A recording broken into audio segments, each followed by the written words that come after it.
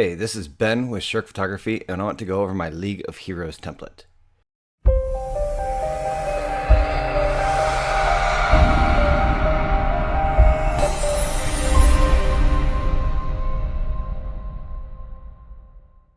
First off, on my layers here, you'll notice that there are some layers labeled in red. This is the things that you're going to need to change for sure. So you're going to need to probably change the name of your team, which is in the text here. There's also insert athletes here where you're going to add your athletes. These are the smaller athletes, the top one is. Then you also have the larger athletes up here. This is their folder.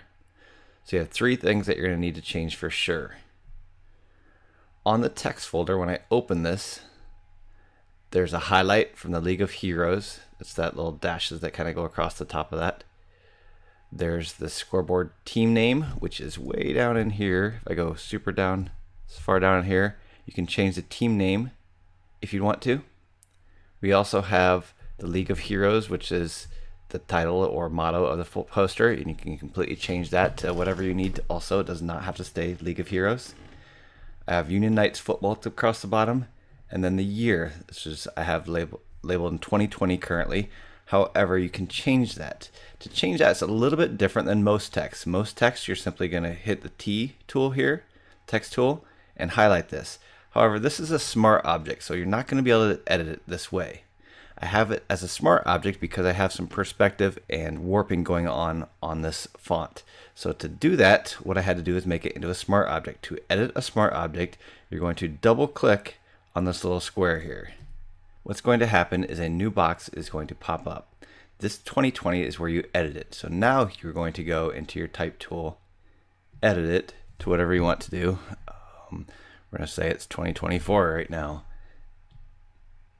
And now it's edited. I'm going to hit save, Control or Command S, and shut that down, and it's going to be updated within the template. And you can continuously re-edit that whenever you want. So you just double click on this again, that box will pop up, you'd edit to whatever you need to, hit save, you can change the colors and stuff in that original box, or save and close it, it's going to update within the template.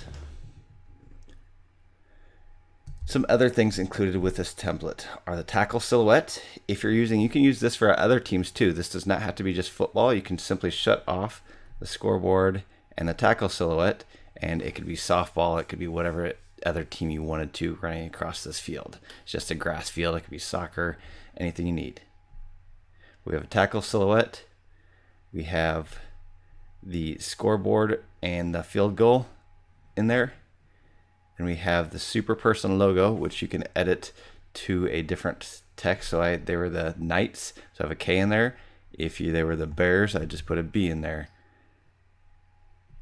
So you can use your type tool to edit that, and it's going to keep that same font. You can change the color there. You can also go and change the color of this using this hue saturation adjustment layer. So this is the outside of the super person logo, and I just double click on this. The hue saturation adjustment sliders will pop up. I would just slide this to whatever color I want it to.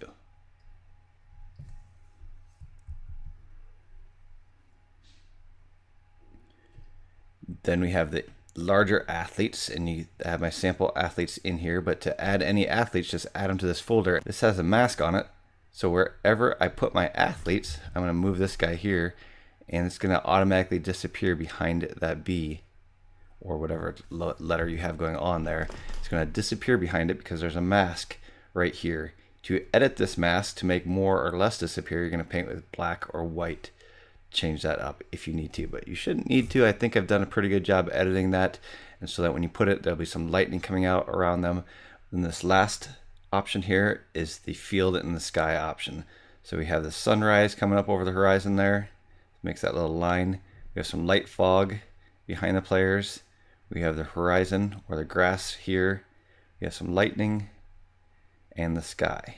As far as lighting and positioning these guys go, these guys at the bottom here are running towards the camera currently. It is kind of hard to photograph someone running at the camera. You have to take into account where they're going to be when you snap this shutter so that they're in focus. So instead, if you're having a little bit of trouble with that, you can simply just have them standing there. You can also have them walking slowly towards the camera.